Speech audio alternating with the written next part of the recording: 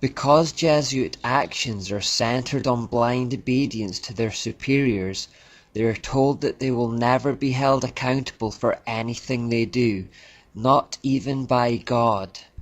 They are absolved of all personal responsibility as they become mere puppets for those that are higher up in the hierarchy.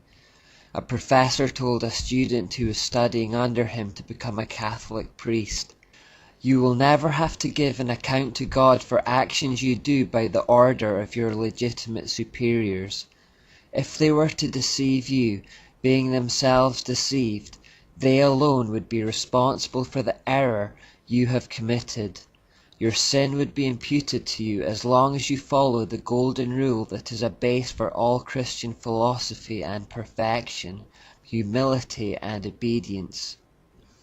See how deceitful this is. The superiors are basically saying, you'll never have to give an account of your actions to God, don't worry about it. This allows them to perpetrate any act in the belief that they are beyond judgment.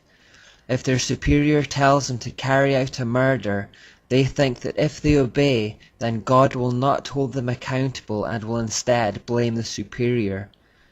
This is one method the hierarchy uses to overcome or bypass the conscience of an individual. When you combine this with the spiritual exercises that have taught them to suppress human emotion and imbued them with demons, you can see how they would become capable of some extreme acts of violence, and anything else for that matter.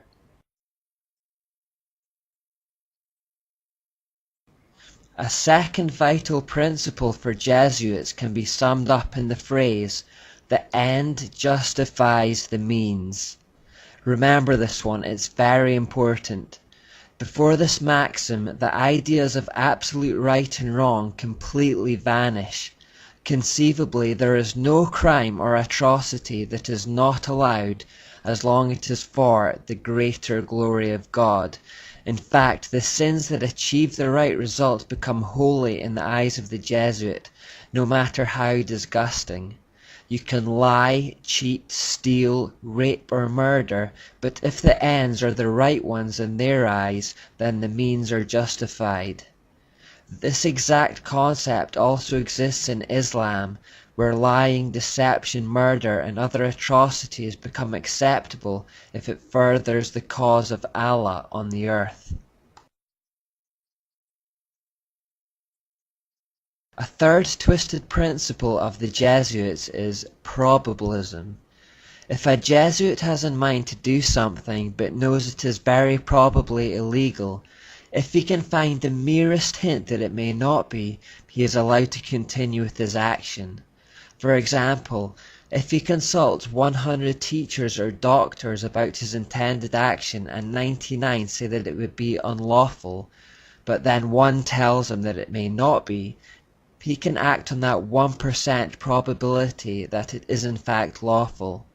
In fact, if the Jesuit can imagine any reason in his own mind why his action may not be unlawful, however unlikely, this frees him to do it.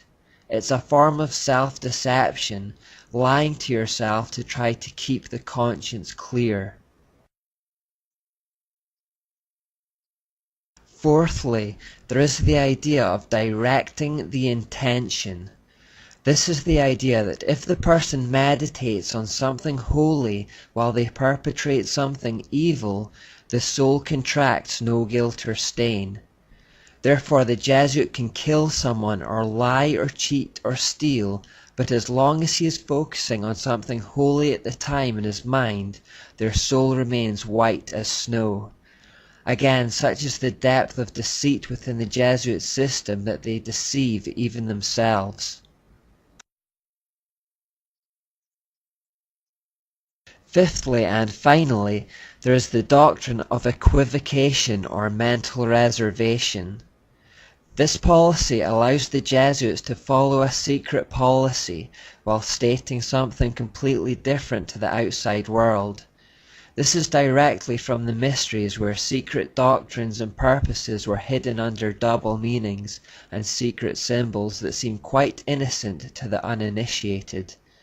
A Jesuit quoted, It is permitted to use ambiguous terms, leading people to understand them in a different sense from that in which we understand them. A man may swear that he never did something, though he actually did, meaning within himself that he did not do so on such a day, or before he was born, or under any circumstances, while the words he employs may have no such sense as would discover his meaning. He goes on to say, it is the intention that determines the quality of the action, and one may avoid falsehood if, after saying or denying something aloud, then add something under his breath that, if true, would make his statement the truth. So take this example. A Jesuit murders a man on a Thursday, and the police take him in for questioning and ask him if he murdered the man in question. The Jesuit replies, I did not murder him, which is obviously a lie because he did, but then under his breath or mentally he adds the words, on Friday. These inaudible words that he whispered to himself after the initial lie have now made the statement true. By doing this, Jesuits can permit perjury and in their own eyes remain blameless.